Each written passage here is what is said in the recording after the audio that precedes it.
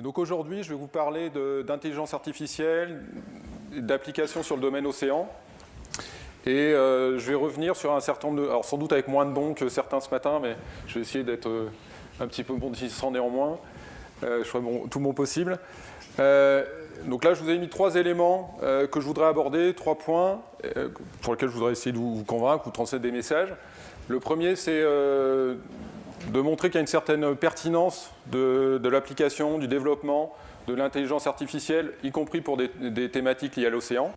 Le deuxième point, c'est qu'on peut démystifier un peu, y compris les réseaux de neurones, et la capacité à faire le lien entre des théories et des modèles physiques ou mathématiques et les réseaux de neurones. Et c'est particulièrement d'intérêt sur le domaine de l'océan, j'y reviendrai. Et le troisième point, c'est que ce qu'on fait, c'est d'intérêt pour le domaine de l'océan, mais on pense aussi que ça peut avoir un intérêt plus large. J'ai appuyé sur le bon bouton. Qu'est-ce que j'ai fait? J'ai fait une mauvaise manip, je suis désolé. J'avais le choix entre 4 boutons et j'ai dû choisir le mauvais sur les 4. Alors. Et voilà.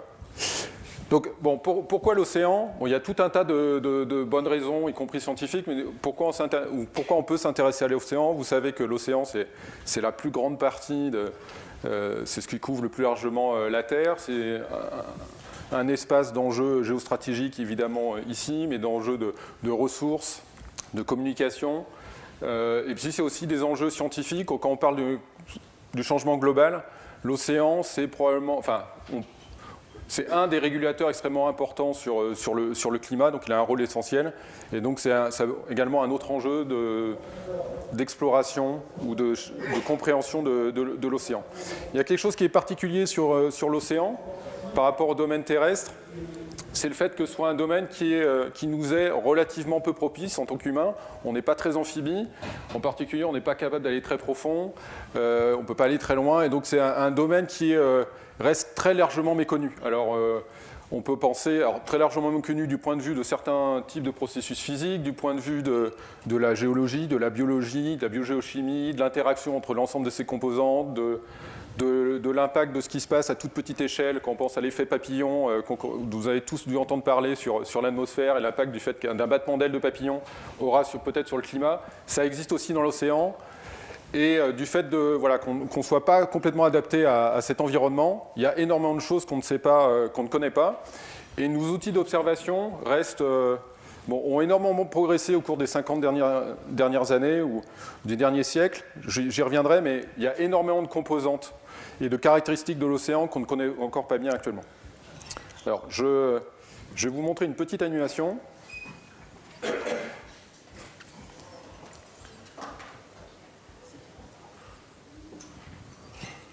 Je ne sais pas si vous avez déjà observé ce type de simulation. Ça, c'est des sorties numériques, des sorties d'une simulation numérique d'un modèle de circulation océanique, d'un modèle relativement haute résolution. Et là, on est sur une zone au milieu de l'Atlantique. Et c'est une carte de la température à la surface de l'océan. Et donc, vous voyez, c'est des données horaires. Donc, c'est un modèle qui a été simulé avec des données horaires. On est sur des résolutions spatiales. Un pixel, c'est l'ordre de quelques kilomètres. Et donc, vous voyez ici... je vais repasser. Ce que je voulais montrer ici, c'est, vous voyez, la diversité des structures qui sont en jeu. On a des phénomènes de méandres, de tourbillons. Et voilà, la compréhension de ces phénomènes, elle est régie par des équations physiques qu'on connaît bien. C'est les équations de Navier-Stokes. Pour ceux qui en ont entendu parler, ceux qui n'en ont pas entendu parler, ce n'est pas très grave. Il y a des équations physiques pour les régir. Néanmoins, on n'a aucun outil actuel. Hop, je vais repasser à mon... Je vais revenir ici. Voilà, on n'a aucun outil actuel qui est capable, que ce soit en simulation ou en observation, de résoudre l'ensemble des processus et l'ensemble des échelles que vous avez pu observer dans cette petite simulation sur une toute petite zone. Donc, alors pourquoi? C'est parce qu'il y a des interactions entre énormément de processus et énormément d'échelles qui fait qu'on n'a pas la capacité de résolution numérique des équations de Navier-Stokes pour ce système-là en global, sur l'ensemble des échelles.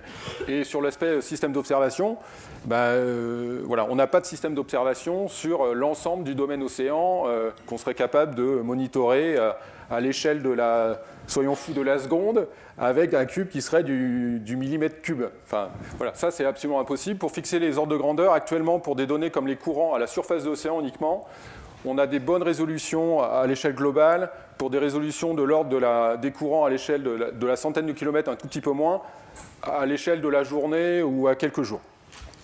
Et donc vous voyez qu'il y a un enjeu extrêmement fort d'être capable de comprendre, d'avoir une information de courant. Par exemple, si je suis sur un navire qui doit faire du routage, j'ai envie d'avoir des informations un petit peu plus précises que la centaine de kilomètres. Donc à l'échelle globale, ça peut exister sur des domaines spécifiques, mais à l'échelle globale, avec les données satellitaires, typiquement, c'est quelque chose qui n'existe pas. Et donc nous, on s'intéresse tout particulièrement à des outils qui vont chercher à améliorer la résolution de ce type de processus géophysique en développant des techniques d'intelligence artificielle. Donc ce sur quoi je vais venir maintenant. Alors ça vous a été introduit ce matin. Donc je voudrais juste refixer trois éléments. Je ne vais pas revenir sur l'historique, mais il y a à mon sens 3 points fondamentaux sur l'émergence de l'intelligence artificielle, ou ce qu'on appelle comme tel. Il y a la disponibilité des données, le fait qu'on ait des structures de calcul, des architectures de stockage des données, de manipulation des données et de calcul qui sont énormément développées. Et le troisième point, c'est l'algorithmie associée à l'intelligence artificielle et quelque part aussi les plateformes logicielles de mise en œuvre de ces algorithmes. C'est vraiment l'aspect du développement conjoint de ces 3 aspects qui fait qui crée ce boom autour de l'intelligence artificielle. Donc la question quelque part, c'est est-ce que ça, c'est pertinent également sur le domaine océan? Bon, je passe là-dessus. Il y a très joli des mots, mais c'est dur d'entendre parler ce matin. Alors sur l'océan, même si on n'a pas de système d'observation global aux échelles qu'on aimerait, on a quand même plein de systèmes d'observation et plein d'outils. Donc il y a depuis très longtemps des mesures in situ, avec des sondes pour mesurer différents paramètres. On a maintenant des systèmes automatiques qui s'appellent les profilers qui vont plonger et monitorer, faire de la mesure, par exemple sur un point, pour simplifier, à la verticale sur plusieurs centaines de mètres. On a des systèmes d'observation globaux avec des satellites. On a des outils de simulation très haute résolution. Néanmoins, comme je disais, donc ça crée de gigantesques volumes de données qui sont disponibles. Et il n'y a quelque part qu'à les explorer pour chercher à en extraire des nouveaux algorithmes, de la connaissance sur ces processus. Et c'est quelque chose qui est encore assez peu développé. Donc c'est tout l'enjeu, nous, des travaux qu'on cherche à développer actuellement. Je voudrais venir sur un point, en fait, qui est que ce n'est pas une démarche qui est nouvelle. En fait, dans ces domaines des géosciences, ici, j'ai pris 2 papiers. Vous voyez qu'il y a un qui date, c'est des années 50-60, donc ce n'est pas tout à fait neuf. Et c'est un physicien qui se nomme Edward Lorenz, et qui a déjà proposé, dès ces années-là, s'est projeté sur des outils associés à l'intelligence artificielle. Donc, il y a une technique, notamment, qui s'appelle les analogues. Donc, qu'est-ce que c'est qu'une méthode analogue? C'est un système qui dit, OK, pour prédire, par exemple, la météo à l'Envéoc demain, même si on sait qu'il fera à la fois beau et c'est comme à Brest, il y aura de la pluie, du soleil, mais néanmoins, si on veut la prédire demain, une façon de la prédire, c'est de chercher des jours, des situations dans le passé qui ressemblent beaucoup à la situation d'aujourd'hui. Et en fait, les situations dans le passé, on connaît leur futur, parce qu'elles sont également dans le passé. Et donc, on va pouvoir prédire l'état de la météo demain à partir de situations analogues dans le passé. Donc cette idée-là, elle est née dès les années 50-60 avec Edward Lorenz. Et en fait, elle a été proposée, été jugée comme extrêmement intéressante, mais elle n'a pas pu se développer complètement. Alors il y a 2 raisons à ça. Il y a la disponibilité de données et les ressources de calcul associées. À l'époque, on n'avait pas ces historiques de données, donc finalement, le nombre de situations analogues était assez réduit. Puis, il y a un autre aspect plus mathématique qui est qu'on s'intéresse à des systèmes très compliqués, dits de grande dimension. La capacité à trouver des analogues est quelque chose qui est compliqué. Néanmoins, voilà, je voulais pointer ici le fait que ces démarches-là, ils ont existé. Donc, on n'a pas pu les développer et sans doute aujourd'hui, on est au moment où on peut penser les mettre en œuvre et les déployer et les améliorer. Nous, ce qu'on cherche à réaliser. Je vais vous montrer un exemple de problème auquel on s'intéresse. Nous, c'est des problèmes d'assimilation de données. Alors, peut-être que les élèves, vous avez entendu parler de filtres de Kalman, ou pour ceux qui auraient des souvenirs, c'est associé à ce type de problème. La situation ici qui est illustrée, c'est que à gauche pour vous, vous avez typiquement les données d'observation satellitaire qui sont disponibles chaque jour pour des mesures de courant ou des mesures de hauteur de mer. Et ce qu'on veut, c'est passer de ces données, dont vous voyez qu'elles sont très très éparses, à une carte de courant sur une zone donnée.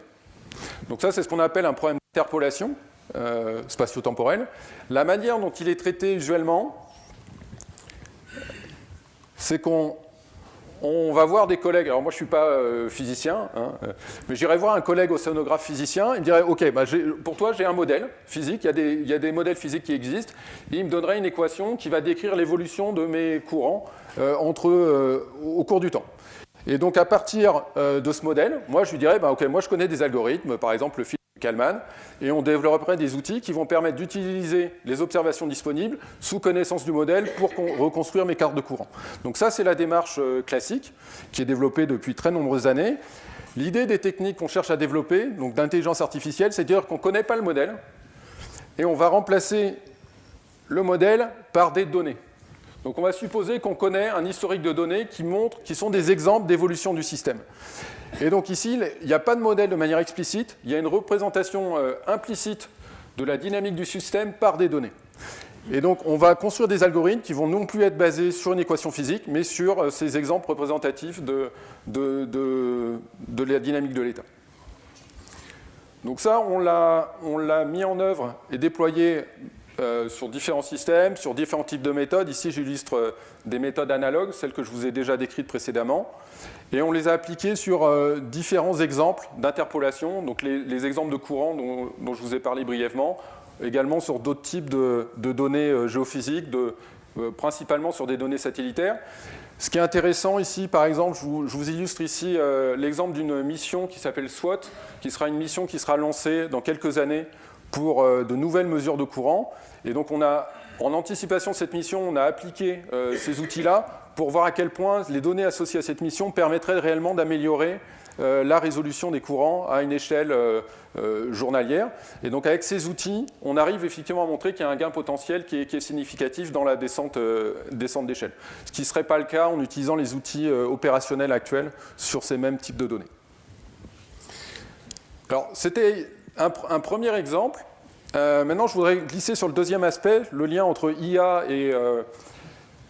et modèle physique, à travers une classe d'outils dont on vous a parlé ce matin, et donc qui sont les outils qui créent plus le buzz actuellement, dont on entend le plus parler actuellement, donc les outils, ce qu'on appelle l'apprentissage profond. Voilà, je vais passer directement à ce point-là. En fait, un réseau de neurones, alors je suis désolé, j'étais pas là ce matin, mais donc je vais présupposer qu'on vous a raconté un petit peu ce que c'était un réseau de neurones et une classe de réseaux particuliers qu'on appelle les réseaux convolutionnels. Alors à nouveau, si vous avez une formation dans des domaines d'ingénierie, peut-être en traitement du signal, la convolution, vous avez entendu parler de filtres et de convolution, et donc ces réseaux convolutionnels sont basés sur des principes de convolution et vont utiliser des approches de filtrage.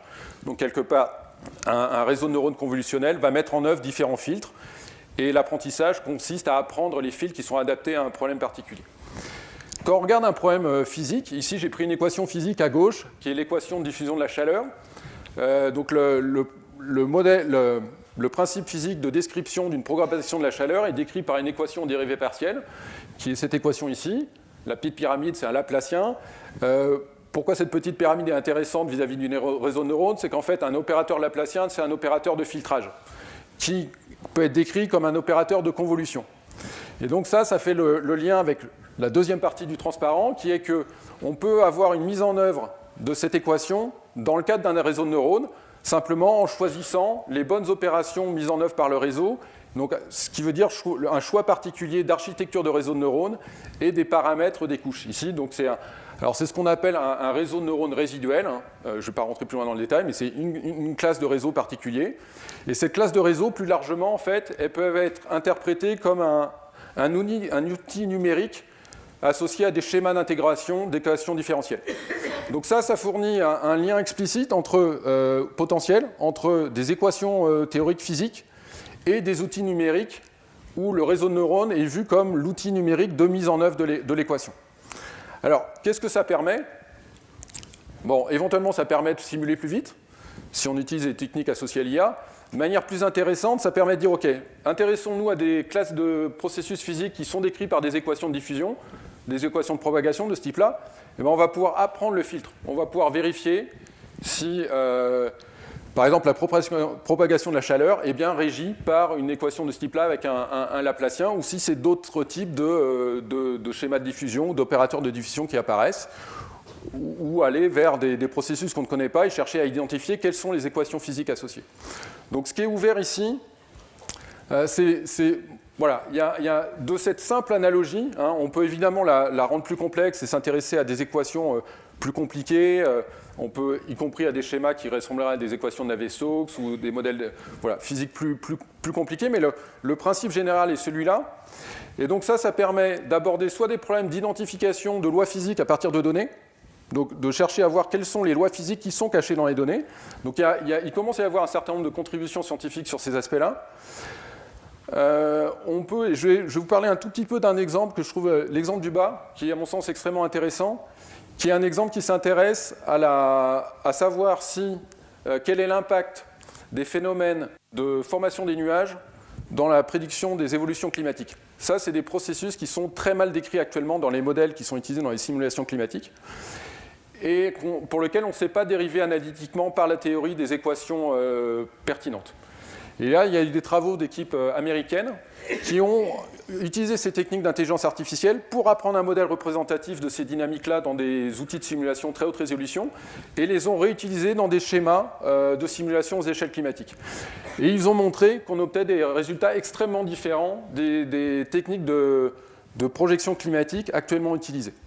Donc là, c'est un exemple particulier de lien entre IA, climat, échelle très longue, et processus physique sur lequel on a des contributions extrêmement importantes. Je voulais vous montrer, alors je ne sais pas si ici, c'est un autre exemple qu'on traite actuellement. Je vais vous en parler comme ça. Où l'enjeu, je reviens sur la prédiction des cartes de courant dont je vous ai parlé à plus haute résolution. Un des enjeux qu'on se pose, c'est à travers les données des futures missions satellitaires qui fourniront des snapshots à une date donnée beaucoup plus haute résolution. Est-ce qu'on aura la capacité à revisiter des données acquises précédemment ou les données opérationnelles journalières qui sont à des résolutions plus grossières, de l'ordre de 100 km? Est-ce qu'on pourra les réexploiter pour faire des projections à beaucoup plus haute résolution? Donc ça, c'est ce qu'on appelle un problème de super résolution en vision par ordinateur, en traitement d'image. Et c'est des problèmes qu'on a commencé à aborder avec l'objectif spécifique de pouvoir apprendre des modèles, c'est ma petite équation en bas, qui auraient un sens physique, sur lequel on aurait la capacité à réapprendre les modèles qui sont exploités pour ce problème particulier d'un point de vue physique, ici avec des processus d'advection-diffusion, donc pour avoir une forme d'interprétation, d'explication du modèle qui est appris, et pas avoir simplement une vision boîte noire des réseaux de neurones.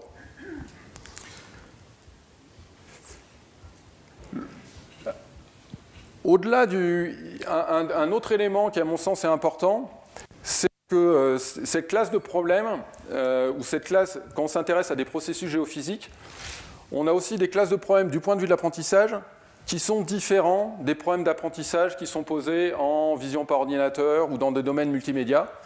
Alors, une caractéristique ici que je voulais reprendre, c'est les phénomènes chaotiques. Donc ça, je vous l'illustre ici sur un système qui est le système de Lorentz, qui est un système de papillon, qui décrit un papillon. Un système chaotique, c'est quoi? C'est un système pour lequel de petites différences sur les conditions initiales vont pouvoir résulter en de très grandes différences à temps long. Donc on n'a pas la capacité à bien prédire le temps long. Et ça, vous voyez que pour une stratégie d'apprentissage, c'est extrêmement compliqué. C'est-à-dire qu'une stratégie d'apprentissage, qu'est-ce qu'elle fait? C'est simplement, on fournit des données exemples, et on va chercher à estimer, à ajuster un modèle de telle manière à ce qu'il prédise bien ce qu'on a dans les données. Or, sur un système chaotique, en fait, on sait par construction qu'on n'aura pas cette capacité à avoir une bonne prédiction à temps long. Donc ça nous oblige à repenser comment on peut apprendre, par exemple, pour des systèmes chaotiques. Donc ça, c'est des questions, par exemple, sur lesquelles on travaille actuellement, et qui sont à nouveau pas des questions nécessairement classiques du point de vue de l'apprentissage. Un autre problème qui est important, et qui est particulièrement important sur les systèmes géophysiques, au-delà du chaos, c'est toutes les composantes, alors soit de bruit, soit au-delà du bruit, des composantes stochastiques. Alors pour l'illustrer, je vais prendre un autre exemple que l'océan, qui me permettra de glisser sur un autre type d'application auquel on s'intéresse, qui est lié davantage au contexte de surveillance de l'espace maritime. On développe actuellement un projet sur la surveillance du trafic maritime et notamment la détection de comportements anormaux de navires sur des zones spécifiques en exploitant des sources de données AIS qui sont des données transmises par les navires qui donnent leur position, donc qui permettent de suivre individuellement des navires. Et ce en quoi s'intéresse ici, c'est la capacité à détecter quand un navire donné aurait un comportement qui est anormal ou illicite vis-à-vis sur une zone d'intérêt. Alors ça peut être une intrusion sur une zone, ça c'est un cas assez simple, mais éventuellement des comportements de transbordement ou un comportement qui n'est pas régulier vis-à-vis du comportement classique. Donc pour ça, ici dans cette situation, on a des données AIS en très grand nombre, puisque l'ensemble des navires ont obligation, alors on le respecte plus ou moins, mais ont l'obligation de transmettre ces données. Donc typiquement pour un mois, ou on va avoir des dizaines de millions. Je crois qu'à la journée, c'est de l'ordre du million de positions AIS qui sont transmises. Donc voilà, on a des gros volumes de données. Et donc la question, c'est est-ce qu'on peut explorer ces volumes de données par les techniques d'apprentissage pour modéliser les comportements et ensuite détecter des comportements anormaux, identifier éventuellement des types de navires, parce que les navires devraient dire moi je suis un tanker, mais le font plus ou moins, et ils n'ont pas forcément toujours intérêt à le faire parce qu'ils peuvent avoir des activités illicites. Donc on peut explorer ces données, et on l'a réalisé en utilisant des techniques de l'état de l'art de réseaux de neurones. Les points qui sont spécifiques ici, c'est que ces données elles sont potentiellement bruitées, et elles sont partielles. C'est-à-dire que pour un navire donné, on peut avoir des trous dans la séquence de données, puisqu'il peut arrêter, à la fois parce qu'il décide d'arrêter, ce qu'il ne devrait pas faire, mais aussi pour des problèmes de réception des messages, tout un tas de configurations. Et donc à nouveau ici, en utilisant des réseaux de neurones qui font des liens avec des outils de modélisation stochastique, on est capable d'aborder ces différentes questions. Et ici, je vous montre par exemple, ici en haut à droite, vous avez un exemple sur le rail d'Ouessant, où on est capable de détecter un comportement de navire qui va dans le sens contraire de la direction de navigation classique, ce qui est quand même pas tout à fait souhaitable ni souhaité. 2 minutes. Allez, 3. Alors, bon, j'ai cherché à vous brosser un petit panorama sur quelques exemples choisis sur l'interface entre IA et océanographie au sens large.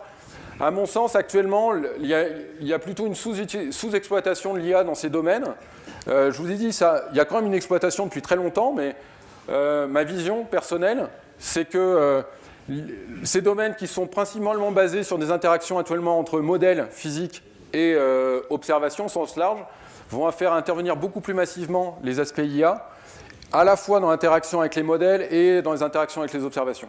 Il semble que, à mon sens, il va y avoir un mouvement assez profond. Bon, et j'ai 1 minute. Je voulais glisser sur mon dernier point, c'est quand on s'intéresse, nous, notre point de vue, c'est c'est plutôt un point de vue alors, soit de modélisateur du signal, soit de développement d'algorithmes pour revisiter des données océanographiques au sens large. On espère aussi que ce point de vue il puisse avoir un intérêt au-delà du domaine océan, au-delà de nos domaines d'application. Et il y a un enjeu qui a été cité ce matin plusieurs fois, c'est la capacité à comprendre ce qui est réalisé par un réseau de neurones. Et à ce titre-là, il y a ce que je vous ai pointé dans le lien qu'on peut établir entre certaines classes de réseaux et des équations physiques, c'est aussi d'intérêt pour ces domaines-là. C'est-à-dire que ici, c'est la même structure de réseau qui est un des réseaux de l'état de l'art pour des problèmes de reconnaissance. On peut maintenant le réinterpréter vis-à-vis de l'équation physique. Et donc, on est capable de donner un modèle mathématique à une classe de réseau de neurones particulier. Et donc là, on est capable d'expliquer le réseau de neurones particulier, de comprendre son comportement, d'explorer son comportement. Et d'avoir beaucoup moins cette vision boîte noire.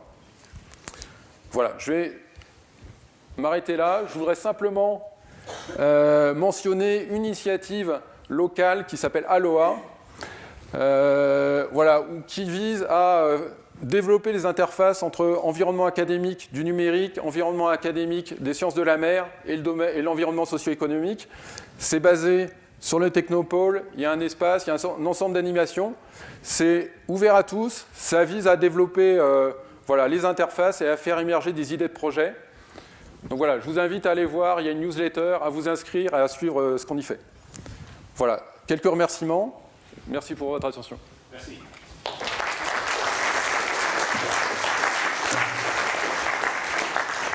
Merci Renan pour cette belle présentation, alliant la physique et le traitement de signal. Moi j'aime bien ça. Et puis l'aspect au salé, c'est très intéressant. Des questions? Oui. Les données AIS, elles sont disponibles à tout le monde? Il n'y a pas de problème de vie privée, tout ça? Non. La vie publique, enfin, ça regarde pas tout le monde, mais c'est pas tout. Il y a une obligation, alors je ne suis pas spécialiste du cadre réglementaire, mais il y a une obligation des navires de commerce de transmettre ces données. Donner à l'État, oui, mais si on peut le donner à vous, c'est différent. Alors, on peut... Là, c'est réalisé dans le cadre d'un projet avec un partenaire industriel qui est CLS, qui est opérateur pour l'EMSA, donc l'Agence européenne de surveillance du périmètre maritime. Et donc, en fait, il y a quand même deux sources de données. Il y a les données qui sont interceptées à la côte, et là, y compris les radioamateurs peuvent intercepter des données et en faire...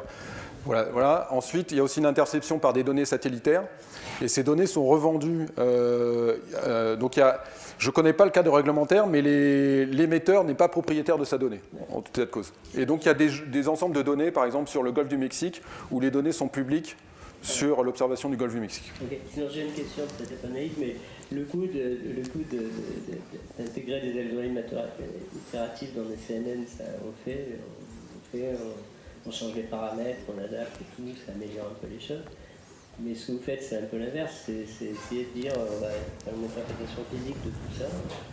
Par exemple, l'interprétation du climat à long terme, pour des prédictions, il y a des données qui permettent de dire si la prédiction à long terme est bonne, que fait le réseau. Non, alors, sur l'exemple que j'ai, alors tout à fait. Sur l'exemple que j'ai donné, en fait, ce qui est fait, c'est qu'on a certains modèles physiques, très haute résolution, qui sont basés sur des équations physiques et dont on a évalué que la simulation est conforme aux équations physiques, mais sur des problèmes très haute résolution. Donc on va faire de la très très haute résolution. Donc on n'a pas la capacité à simuler ces modèles sur l'échelle climatique. Et on n'a pas la capacité à dériver une équation analytique qu'on pourrait utiliser dans l'échelle climatique. Et donc c'est là qu'on va pouvoir utiliser des algorithmes d'apprentissage où on va apprendre un modèle à visée d'intégration dans un modèle climatique sur des données générées par un modèle très très haute résolution. Et donc c'est un chaînon manquant qu'on ne sait pas actuellement réaliser par la théorie, qui est réalisé par un outil numérique. Là. On a aucune idée comment le valider ici. On le valide sur les données haute résolution. Oui, mais la validité du modèle, là, ce n'est pas l'échelle climatique, c'est la validité de prédiction d'un phénomène haute résolution. Et donc finalement, ce qu'on regarde, c'est en quoi ce phénomène haute résolution, très ponctuel, qui n'a pas de signature climatique, c'est-à-dire c'est quelque chose qui est très ponctuel, en quoi il va impacter dans son intégration, parce que lui, il va avoir des bouts de rétroaction sur d'autres phénomènes, en quoi il va impacter l'échelle climatique. Et c'est ça qu'on retrouve. Une autre question?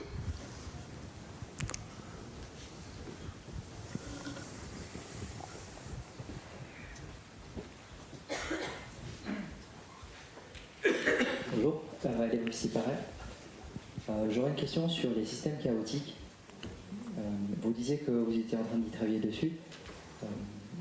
Comment est-ce qu'on peut essayer de mieux comprendre l'évolution d'un système chaotique avec les outils actuels?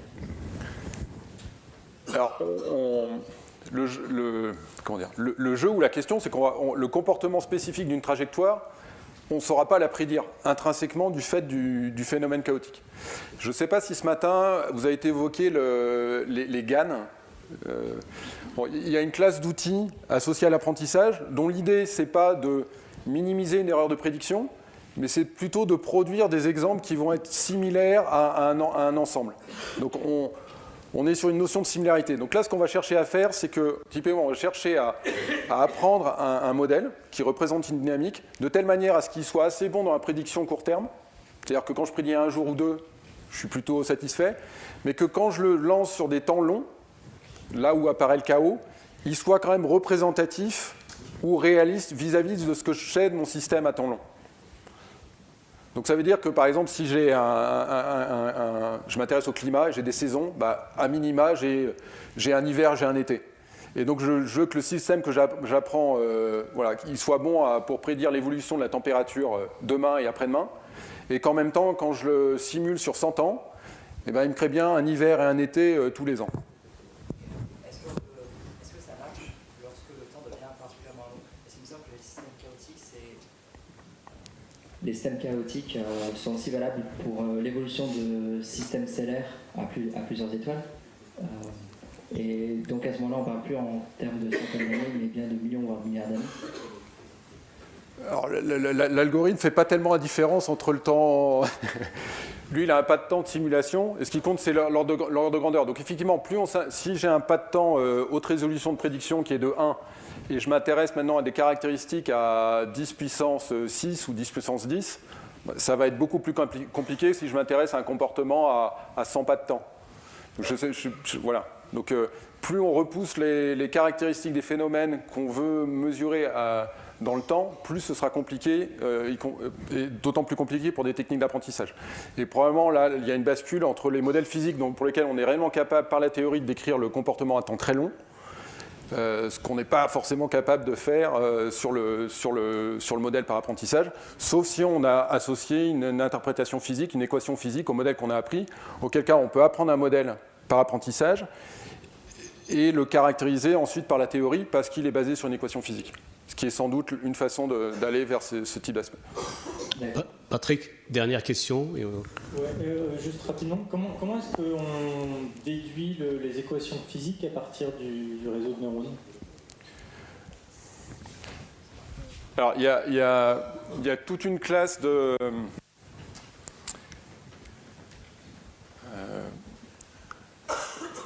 Alors, est-ce que j'ai ça? Bon, voilà. Pour ce système-là, par exemple, imaginons que j'ai des observations à des pas de temps très courts. D'accord, des pas de temps très très courts. Cette équation différentielle, c'est quoi? C'est u au temps t plus 1 égale u au temps t plus un petit quelque chose, qui est modélisé par l'opérateur.